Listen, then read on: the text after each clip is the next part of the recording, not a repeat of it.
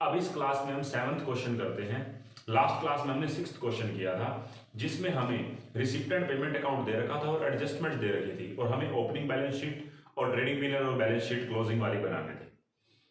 अच्छा, अब इससे पहले जब आपने 11th क्वेश्चन किया था, वहां पे आपको ओपनिंग बैलेंस शीट गिवन थी, लेकिन रिसिप्टेंट पेमेंट आपको बनाना था, बेसिक ट्रांजेक्शंस गिवन थी। अब इस क्वेश्चन के अंदर जो अब क्वेश्चन है, आपको बैलेंसेस गिवन है, ठीक है, और कुछ ट्रांजेक्शंस गिवन है, तो हर क्वेश्चन में कुछ ना कुछ चेंज है, लेकिन ये मानता हूं कि आपके सारे क्वेश्चन फिर भी हो जाने चाहिए।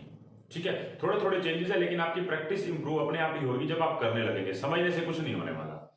ठीक है, एक बार मैं 7th इलस करवा देता हूं। 7th क्वेश्चन देखो, इसमें क्या रखा है, कह रहा है 31 मार्च 2017 के, ठीक है, ट्रेडिंग पीएनएल बनाना है और बैलेंस शीट बनाने हैं। हमारे पास कुछ बैलेंसेस गिवन है, मैं लिख देता हूं, जैसे 1 अप्रैल 16 को, 1 अप्रैल 2016 को क्रेडिटर्स दे रखे हैं,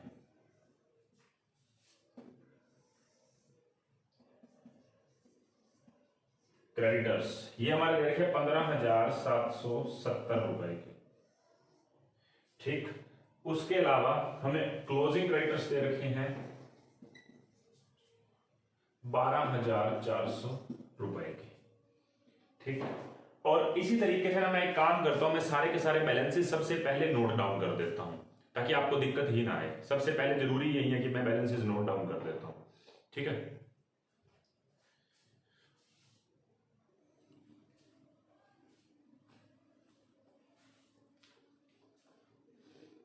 देखो मैंने सारे बैलेंसेस लिख दिए हैं, और बैलेंसेस में कोई बड़ी बात नहीं थी। अब मैं ट्रांजेक्शन से स्टार्ट कर देता हूं। देखो, जिसमें मैं आपको बताया था बैलेंसेस क्या क्या लिखे हैं, क्रेडिटर्स के आउटस्टैंडिंग एक्सपेंस जो सन्ड्री एक्सपेंसेस हैं, सन्ड्री एसेट्स लिख दिए, इन्वेंटरी लिख दिए, कैश इन हैंड और ट्रेड डेटर्स। ट्रेड डेटर्स सिर्फ क्लोजिंग दे रखे हैं, ओपनिंग गिवन ही नहीं है। उसके बाद बात करते हैं। देखो, सबसे पहली ट्रांजेक्शन है, कह रहा है cash and discount credited to debtors. मैं डेटर्स अकाउंट बनाता हूं, मान लो working note number 1। Working note number 1 में कैश एंड बैंक का बनाता हूं। देखो, कैश एंड बैंक अकाउंट इस क्वेश्चन में ना कंबाइन है, ये बात ध्यान रखना। ठीक है, तो कंबाइन ही बनाएंगे हम, जितना लंबा जाएगा देख लेते हैं। लेकिन वर्किंग नोट नंबर 2 मैं डेटर्स का बना देता हूं, डेटर्स अकाउंट। तो सबसे पहले मेरे पास ओपनिंग डेटर्स तो मुझे पता ही नहीं है, यही बैलेंसिंग फिगर निकलेगा, देख लेना। क्लोजिंग डेटर्स है मेरे पास 17,870 के,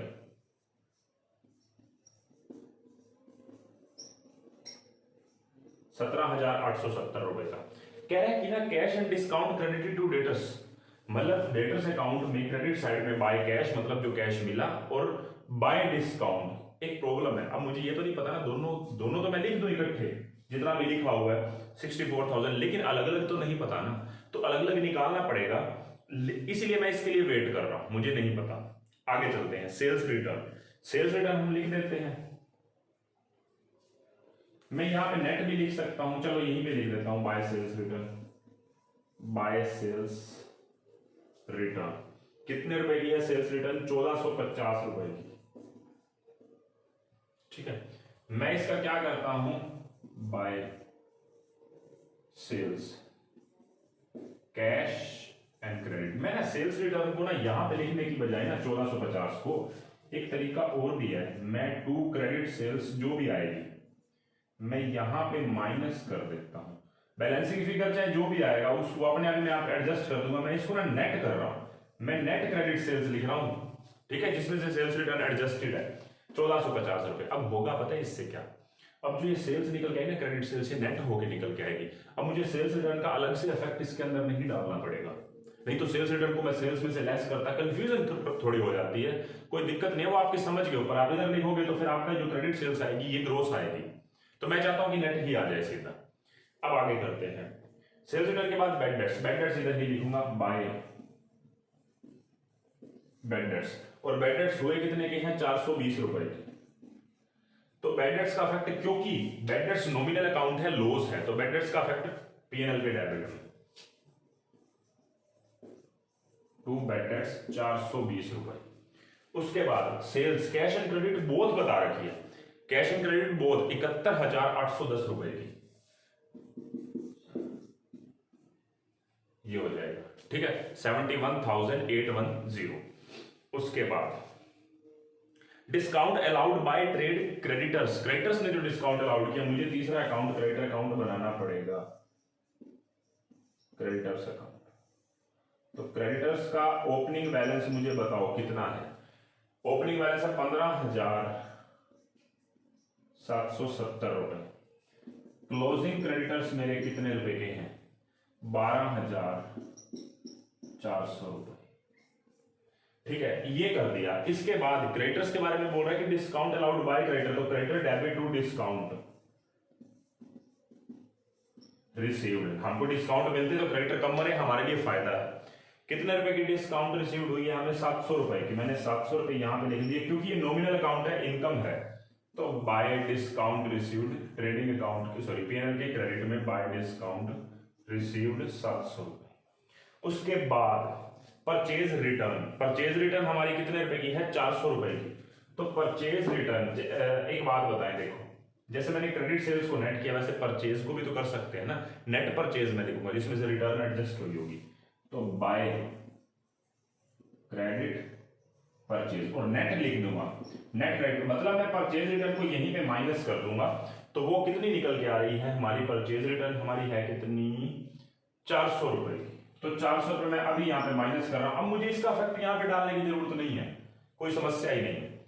उसके बाद नेक्स्ट काम जो है हमारा, additional capital paid into bank, bank में जमा करा दी एडिशनल कैपिटल। दो इफेक्ट डालने पड़ेंगे क्योंकि एडजस्टमेंट है। पिछला क्वेश्चन जो था आपका 6th क्वेश्चन, वहां पे आपका कैश बुक या रिसिप्ट एंड पेमेंट अकाउंट बना हुआ था, आपको सिर्फ अब यहाँ पे दोनों जगह इफेक्ट डालना पड़ेगा।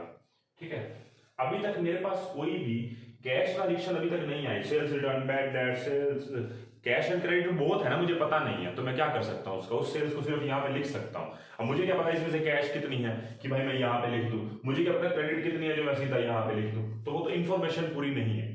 आगे तो परचेज रिटर्न भी हमने लिख लिया। Additional capital, bank debit to capital हो गया, तो मेरी कैपिटल बढ़ जाएगी। कैपिटल मुझे ओपनिंग नहीं पता, लेकिन मैं एडिशनल इसमें ऐड कर देता हूं। एडिशनल कितनी है, एडिशनल कैपिटल इंट्रोड्यूस हुई है 8500 रुपए, 8500 रुपीज। तो 8500 एंट्री हो जाएगी बैंक डेबिट या कैश डेबिट टू कैपिटल, क्योंकि दोनों कंबाइन चल रहे हैं। और साथ के साथ मुझे ओपनिंग और क्लोजिंग अकाउंट भी लिख देना चाहिए, to balance BD. Opening balance हमारा कितना है इसका, 6960, और क्लोजिंग हमारा कितना है 8080। बस कुछ ना कुछ तो इंफॉर्मेशन निकलेगी ही ना हमारी इससे। ठीक है,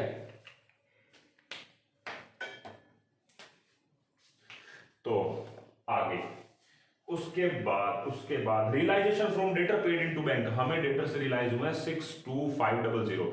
ऊपर पढ़ के देखो, कह रहा है कि cash and discount credited to debtor थी 64,000 रुपए। 64,000 में से हमें जो पैसा मिला है वो 62,500 है। मतलब कैश या बैंक डेबिट टू डेटर्स हमारा 62,500 है, 62,500 रुपए का है। ठीक है, बैंक डेबिट टू कैपिटल। तो कैपिटल के, अब देखो sorry bank debit to debtors, bank debit to debtors इतना है, तो डेटर्स के क्रेडिट में बाय बैंक मेरा कितना आएगा 62,500। जबकि टोटल ऊपर बोल रखा था कि कैश और डिस्काउंट मिला के 64,000 रुपए, मतलब बाकी डिस्काउंट है। तो बाय डिस्काउंट अलाउड 1500 रुपए, क्योंकि इसका इफेक्ट तो बैंक टू डेटर इधर जा चुका है। ये डिस्काउंट अलाउड है। डिस्काउंट अलाउड नॉमिनल अकाउंट है, इससे कोई अकाउंट अलग से होता तो है नहीं कि कोई रिप्रेजेंटेटिव पर्सनल अकाउंट हो, जैसे मैंने सैलरी के बारे में बोला, रेंट के बारे में बोला। तो ये डायरेक्टली आपका पीएनएल में चला जाएगा 1500 रुपए टू डिस्काउंट अलाउड 1500। उसके बाद कैश परचेजेस दे रखी है मुझे 1030 रुपए की, टू परचेजेस। कैश मुझे बता दिया है 1030 रुपए की, 1030 यहां पे लिख दिया, तो यहां पे भी लिख देता हूं बाय परचेजेस 1030। कोई डाउट ही नहीं है, सिंपल बात है। कैश एक्सपेंसेस है 9570 रुपए के, तो by cash expense 9570। Nominal account है, इसका कोई अकाउंट अलग से एग्जिस्ट नहीं करता। करता है भाई, बिल्कुल करता है।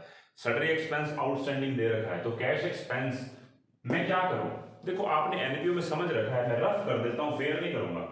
आपका एक्सपेंस अकाउंट है, ओपनिंग आउटस्टैंडिंग मेरा बाय बैलेंस बीडी है, कितना है 600 रुपए, फिर कितना है 330 रुपए, और हमने पे कितना किया है 9570 रुपए, तो मेरा बाय PNL निकल के आ जाएगा 9570। मैं देख लेता हूँ सीधा कितना बन रहा है। 9570 में 330 रुपए ऐड होंगे और 600 रुपए लेस होंगे, तो 9300 रुपए, 9300 मेरा जाएगा। मैं इसको बनाया नहीं रहा, इस अकाउंट को बनाना चाहो तो बना लो, आपकी मर्जी।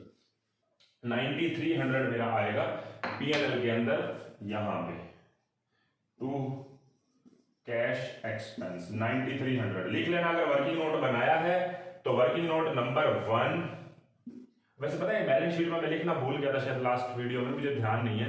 बैलेंस शीट जो ओपनिंग बनाएंगे वो भी वर्किंग नोट का पार्ट है, उसको वर्किंग नोट ही बोलना। अगर इसको वर्किंग नोट 1 बोला, 2 बोला, 3 बोला तो इसको 4 बोल दो, लेकिन वर्किंग नोट ही बोलेंगे। अच्छा, बात ये आती है कि अब मेरा एक्सपेंस आउटस्टैंडिंग का अकाउंट वर्किंग नोट नंबर 5 बनता है, तो 5 किया तो रेफरेंस दे दो, या फिर पूरा करके बताओ कि मैंने कैसे किया कि 9570 में मेरे को 330 ऐड करने पड़े, 600 लेस करने पड़े, आपकी मर्जी है। ठीक है, उसके बाद paid by cheque for machinery purchase, हमने एक मशीनरी परचेज करी थी, चेक से पेमेंट करी थी। मैं लिख देता हूं बाय मशीनरी, कितने रुपए की थी? 430 की। क्या मैं मशीनरी बैलेंस शीट में दिखाऊं? मुझे दिखाने की जरूरत नहीं है, क्योंकि सन्ड्री एसेट्स के अंदर ऑलरेडी इंक्लूड होगी। बात ये आती है कि जो एसेट्स खरीदी है इसको बैलेंस को मैच तो कर ले। अगर मैं आपको बोलूं रफली चेक करने के लिए कि मशीनरी मेरे पास ओपनिंग पड़ी थी, पहले से पड़ी थी मेरे पास 11,610 की, और साल के अंदर 2 बैंक खरीदी है, कितने रुपए की? 430 रुपए की। तो क्लोजिंग बैलेंस वैसे कितना आना चाहिए? 11 और 4 15, नहीं 11,610, और ये बन रही है 12,040 रुपए। वो 1240 ही तो ऊपर आ रहा है, 1240 ही यहाँ पे टोटल बन रहा है और यहाँ पे ऊपर यही आ रहा है, मतलब हमें कोई डाउट ही नहीं है, कोई डेप्रिसिएशन की बात नहीं है। ठीक है, तो बिल्कुल एग्जैक्ट आ रहा है, बस एक ही जगह इफेक्ट इसका डाल देते हैं बाय मशीनरी, और आपने दूसरा इफेक्ट डाला, दूसरा डालने की जरूरत नहीं, पहले ऑलरेडी मैं दिखा चुका हूं। उसके बाद cash paid into bank, cash drawn from bank का कोई ट्रीटमेंट नहीं करेंगे, क्योंकि कैश और बैंक अकाउंट इकट्ठा बन रहा है।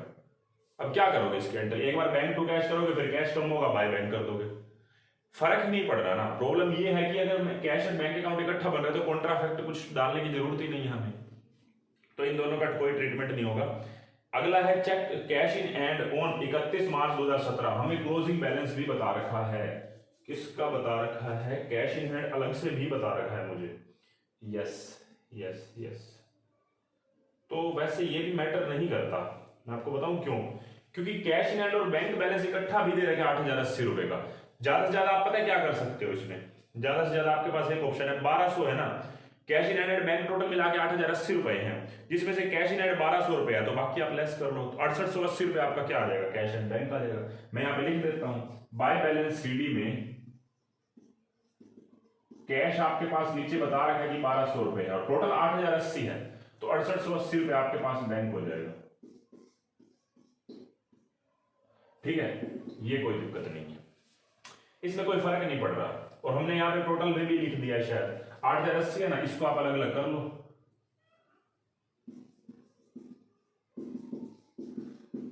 कैश हमारे पास कितना बना है? 1200 रुपए, और बैंक बन रहा है हमारे पास 6880 रुपए। लिखना है, कोई ज्यादा बड़ी बात नहीं है, इसमें कोई मुश्किल नहीं है। ठीक है, हालांकि अभी भी इसको इकट्ठा ही लिख रखा है, आपके जैसे आप क्वेश्चन देखेंगे ना तो इस 1200 रुपए का इफेक्ट अलग से डाल नहीं रखा, तो कोई जरूरी भी नहीं था। ठीक है, क्योंकि इकट्ठा अकाउंट चल रहा था, लेकिन लिख दिया तो भी कोई दिक्कत नहीं है। उसके बाद cheque issue to trade creditors, 60,270 रुपए का चेक इशू किया, 60,270 रुपए का, तो टू बैंक 60,270 रुपए, 60,270 रुपए का इफेक्ट यहां पे भी डालना पड़ेगा बाय क्रेडिटर, 60,270 रुपए। ठीक है, अब मैंने सारे के सारे ट्रीटमेंट कर दिए हैं, जितनी भी ट्रांजेक्शन में बोल रखी थी सारी की सारी बातें कर दी। अब क्या क्या इंफॉर्मेशन मैं निकाल सकता हूं, मेरे लिए ये चीज मैटर करती है। सबसे पहली बात, अकाउंट्स बंद कर देता हूं, जहां जहां से जो भी हो सकता है उसको बंद कर देते हैं। जैसे देखो, सबसे पहले ये अकाउंट बंद हो रहा है तो या तो इधर आएगा या इधर आएगा। अगर मैं देखूं या ट्रांजेक्शन ज्यादा है तो इधर ही इफेक्ट बन रहा है, वो इफेक्ट हालांकि 62,500 इधर भी है, देखना पड़ेगा वैसे। तो मैं क्या करता हूं, मैं डायरेक्टली देख लेता हूं सॉल्यूशन में, क्योंकि इतना टाइम नहीं, बस मैच कर लेता हूं। सबसे पहले 60,270 रुपए, ठीक है। और कॉन्ट्रा इफेक्ट तो हमने लिखने नहीं क्योंकि दोनों साइड है। उसके बाद ड्रॉइंग्स है, ड्रॉइंग्स बी है 3180 की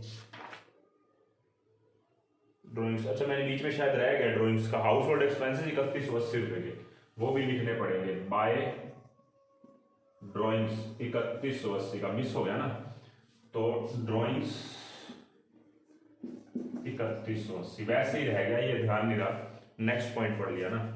तो अब देख लेता हूं मैं एक बारी। 270 रुपये 3180, मशीनरी 430 और सैलरी एक्सपेंस 9570, 4 आइटम, और परचेजेस 1030, 5 आइटम। ठीक है, हो गया इधर का। डेबिट में 6260 रुपये आ गया और कॉन्ट्रा इफेक्ट तो हमने डालना ही नहीं है। ठीक है, तो कॉन्ट्रा इफेक्ट तो हटा देंगे। सैलरी डेटर से हमें 62,500 मिल रहे हैं, कैपिटल के नाम पे 8500 रुपए, तो इसी साइड ही बैलेंस बच रहा है। इसको हम पता है क्या मानेंगे, क्वेश्चन में मुझे टोटल सेल्स पता है और स्पेशली बोला है कि cash and credit both. Question में बोल रहा है कि कैश एंड क्रेडिट दोनों मिला के हमारे पास कितनी है, जो हमने यहाँ पे लिखी है 71,810 रुपए की। लेकिन मुझे यहां से जो बैलेंसिंग फिगर निकल रहा है, खुद ये चीज हिंट दे रही है कि कैश सेल्स भी हुई थी। ये सिर्फ सारी क्रेडिट नहीं है, दोनों है, क्योंकि क्वेश्चन में ब्रैकेट में लिखा हुआ है। मतलब यहाँ पे बैलेंसिंग फिगर कैश सेल्स ही मान लेते हैं।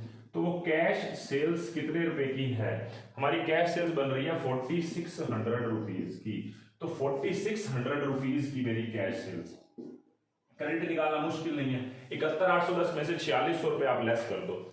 71,810 रुपए में से 4600 रुपए आप लेस कर दो, तो आपकी आ जाएगी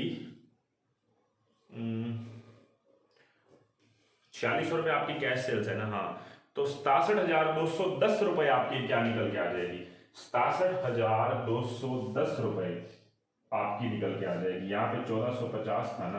हाँ अच्छा, एक बात बताए ना, जो यहाँ पे जो भी सेल्स निकल के आएगी, जो भी सेल्स होगी XYZ, वो कौन सी वाली होगी, वो हमारी कौन सी वाली होगी, वो हमारी होगी नेट करके आएगी, क्योंकि इसमें फिर हमें अलग से कुछ नहीं करना सेल्स रिटर्न का। तो हमारा कितना निकल के आ रहा है वो मैं पहले लिख देता हूं। 71,810 में से 4600 घटा दो तो 67,210, 67,210। देखो एक प्रॉब्लम भी है ना साथ में इसमें, क्योंकि ना बुक में ना एक चीज की क्लैरिटी नहीं है और वो फिर आपके लिए डाउट क्रिएट कर देगी ज्यादा। मैंने अपनी तरफ से तो लॉजिक ठीक लगाया है, आप ब्रांच वाले चैप्टर जैसे करेंगे ना, वहां पे लॉजिक यही लगता है कि हम सेल्स को ना नेट कर लेते हैं। लेकिन एक बात है यहाँ पे, प्रॉब्लम क्या है, जब मैं सेल्स की बात करता हूं ना, तो 71,810 जो है ना, इसमें से भी सेल्स रिटर्न को एडजस्ट नहीं कर रखा। ये एज्यूम है, कह रहा है कि सेल्स बता रहा है कि कैश एंड क्रेडिट, इसमें सेल्स रिटर्न को एडजस्ट नहीं किया। मतलब ये अपने आप में मेरे लिए ग्रोस अप है। ये वाला जो अमाउंट आया ये ग्रोस ही निकल के आया, ये नेट नहीं निकल के आया। मैं क्या करूं, इसका क्या ट्रीटमेंट करूं। देखो अगर आपको ये पता लग रहा है कि कैश एंड क्रेडिट है, कैश को तो अलग करो, वो तो 4600 है। ये जो निकल के आया है ये बाकी ये क्रेडिट जो है ना, ये आपका ग्रोस वाला है, नेट वाला नहीं है। तो आपको एक काम कर लेना चाहिए, यहाँ पे इसको नेट कर देना चाहिए। मतलब 67,210 के अंदर जो 1450 रुपए हैं उसको नेट करके यहाँ पे लिख दूं। मतलब मैं 71,810 को भी रफ वर्किंग में लिख दूं, 71,810 माइनस 1450 रुपए, तो मेरी सीधा कौन सी सेल्स आ जाएगी, कंबाइन वाली। जो कंबाइन से निकल के आएगी वो नेट वाली आएगी, मतलब cash sales plus net credit sales, वो निकल के आएगी। मतलब मुझे 71,810 में एक एडजस्टमेंट करनी पड़ेगी यहां पे लिखने से पहले, तब आपकी ये भी नेट क्रेडिट सेल्स ही निकल के आएगी। यहां पे मुझे 1450 लेस करने पड़ेंगे ताकि अपने आप यहां पे 1450 कम होके आए, ठीक है, और यहां पे हमारा बैलेंस लिखा हुआ जाए।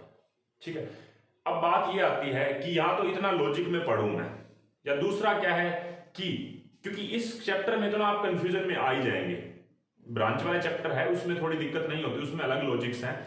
तो मैं यहाँ पे ये चीज कर सकता हूं कि मैं सेल्स रिटर्न यहाँ पे लिख दूं। देखो मुझे अभी भी कोई दिक्कत नहीं है, लेकिन आप कंफ्यूज ना हो, आपको ये फिर एडजस्टमेंट करनी पड़ेगी यहीं पे। ठीक है, अगर मैं यहाँ पे 1450 लिखता हूं, क्योंकि मुझे तो नेट चाहिए ना यहाँ पे, तो मुझे 67,810 यहाँ पे लिखना पड़ेगा, 67,210 सॉरी, फिर 67,210 में से 1450 लेस होकर आ जाएंगे, वो मुझे यहाँ पे लिखना पड़ेगा, फिर यहाँ पे टोटल आएगा। मतलब 71,810 को सीधा लिखना पॉसिबल नहीं है। जो भी था हमारा कितना था 71,810, मैं 71,810 में से 4600 अगर लेस करता तो 67,210 रुपए आता है, वो मैं यहाँ पे लिखूंगा, इसमें से लेस करूंगा जो आएगा, फिर मैं यहाँ पे लिखूंगा, ना कि मैं यहाँ पे सीधा 71,810 लिख दूं। ये किया जा सकता है, तो मैं दोबारा चाहे ये कर देता हूं। मतलब क्या था अपना 71,810 में से 4600 लेस करने के बाद आ रहा था 67,210। 67,210 में से 1450 लेस करके क्या आ रहा है वो मुझे देखना है। वो जो आएगा वो मैं यहाँ पे लिख दूंगा और आपकी नेट कौन सी वाली सेल्स रिटर्न को एडजस्ट करके आ जाएगी। और दूसरा ट्रीटमेंट क्या हो सकता है, मैं सेल्स रिटर्न को ही यहाँ पे लिख देता हूँ। सेल्स रिटर्न आपका आ गया 1450 रुपए। अब कोई दिक्कत ही नहीं है, अब आपकी 71,810 रुपए की जो सेल्स है उसमें से आप 46 रुपए कैश घटा दो तो 67,210 रुपए आपकी कौन सी आ गई, क्रेडिट वाली। तो 67,210 रुपए आपकी क्रेडिट वाली है। इसमें से फिर सेल्स रिटर्न यहाँ पे 1450 एडजस्ट करना पड़ेगा, माइनस करना पड़ेगा और फिर आपका जो है सेल्स निकल के आएगी। ठीक है, कोई मुश्किल नहीं है, बाकी दोनों चीजें पॉसिबल हैं जैसे भी आप करना चाहे। तो 70,360 रुपए ये आपका निकल के आ गया। मतलब आपका ये डेटर्स अकाउंट बंद हो गया, नहीं बंद नहीं हुआ। इस डेटर्स अकाउंट से इस मतलब जो इंफॉर्मेशन थी ये वाली, कौन सी वाली, जो सेल्स वाली, ये वाला जो बैलेंसिंग फिगर निकल के आया है ना, ये वाला जो बैलेंसिंग फिगर निकल के आया है उसको यहां पे पुट करने से ये इंफॉर्मेशन निकलती है। फिर इस इंफॉर्मेशन के थ्रू हमारा इसका ओपनिंग बैलेंस निकलता है डेटर्स का, तो वो भी निकाल देते हैं। हमारा डेटर्स का ओपनिंग बैलेंस बन रहा है 16,530 रुपए। ये हमारा बैलेंसिंग फिगर है। ये 16,530 को कहां पे लिखो, जो ये क्वेश्चन मार्क लगा हुआ है उसमें लिख देते हैं 16,530 रुपए। तो मेरा ये अकाउंट भी बंद हो गया, ये अकाउंट भी बंद हो गया। मैं इसको रब कर देता हूं ताकि ये अकाउंट बंद हो, इसकी नॉलेज आपको पता लग जाए। ये बंद हो गया। उसके बाद अब आगे देखते हैं। देखो मेरे पास सेल्स निकल गई, क्लोजिंग स्टॉक था, ओपनिंग स्टॉक था, परचेज का भी कुछ किया जाए ना, तो परचेज का हम करते हैं। तो इधर के टोटल में से इसको लेस कर देता हूं। अब भी मैं फिर वही लॉजिक में पढ़ता ही नहीं, मैं परचेज रिटर्न को भी यहीं पे ही लिख देता हूं। जब सेल्स रिटर्न को मैंने उधर लिखा है तो परचेज रिटर्न के 400 रुपए भी इधर ही लिख देता हूं। तो जो मेरी क्रेडिट परचेज निकल के आएगी वो ग्रोस वाली निकल के आएगी। तो मेरा वो क्रेडिटर अकाउंट से मेरी जो परचेज निकल के आ रही है वो 58,000 रुपए निकल के आ रही है, लेकिन ग्रोस वाली। This is balancing figure. इस 58,000 रुपए को मैं यहां पे लिखता हूं क्रेडिट 58,000। इसमें से आप क्या लेस करेंगे, इसमें से आप क्या लेस करेंगे, इसमें से आप रिटर्न लेस कर देंगे 400 रुपए का। तो बस इसको आप पुट कर दो। कितना आ रहा है ये आपका, ये आपका आ रहा है 58,000 प्लस 1,030 माइनस 400, तो 58,630 रुपए आपका नेट आ रहा है, 58,630 रुपए। तो ये करने के बाद आपका जीपी निकल जाएगा। जो भी जीपी आता है वो जीपी कितना है आपका 14,810 रुपए, 14,810। इस 14,810 को मैं आगे पुट कर देता हूं और इसका टोटल कर देता हूं 14,810 प्लस 700। अब तो सिंपल काम है वैसे, ठीक है। 15,510 रुपए और 15,510 में से आप ये घटा दोगे तो नेट प्रॉफिट आ जाएगा। तीन ही आइटम्स थी आपकी, 9300, 1500 और 420, 9300, 1500 और 420। तो आपका इससे नेट प्रॉफिट आ जाता है 4,290 रुपए। इस 4,290 रुपए को आप कहां लिख दोगे, यहाँ पे लिख दोगे नेट प्रॉफिट 4,290 रुपए और आपका ये टोटल मैच कर जाना चाहिए। और तीन आइटम ही ऐड हो रही है ना। अच्छा, अब सबसे बड़ी बात, आपको ओपनिंग कैपिटल भी निकालनी होती है। तो ओपनिंग कैपिटल आपकी बैलेंसिंग फिगर निकल के आएगी। अच्छा, आप वैसे कैपिटल फंड मत लिख देना क्योंकि आदत पड़ी हुई थी एनपी वाले चैप्टर की, कैपिटल ही लिखना। कितना है आपकी कैपिटल निकल के आ रही है 26,770 रुपए। 26,770 रुपए हम यहाँ पे लिख देते हैं। 26,770 लिखने के बाद आपका टोटल मैच कर जाएगा। अब तो सिंपल है वैसे, बस टाइम पास कर रहा हूं तो मैं 36,380, 36,380 और टोटल आ गया आपका 49,110 रुपए, 49,110 रुपए। कुछ भी मिस नहीं हुआ, पांचों आइटम्स हमारी लिखी हुई है बस, बल्कि मैंने इसको दोनों को अलग अलग भी दिखा दिया। ठीक है, तो आपका ये मैंने 7th क्वेश्चन भी कर दिया इस वीडियो में। नेक्स्ट वीडियो में हम इसके बाद जो नेक्स्ट क्लास होगी उसमें हम आगे के देख लेंगे 8th क्वेश्चन, 9th क्वेश्चन, जो भी मेरे को ठीक लगेगा। 5th क्वेश्चन भी है वो कर देंगे।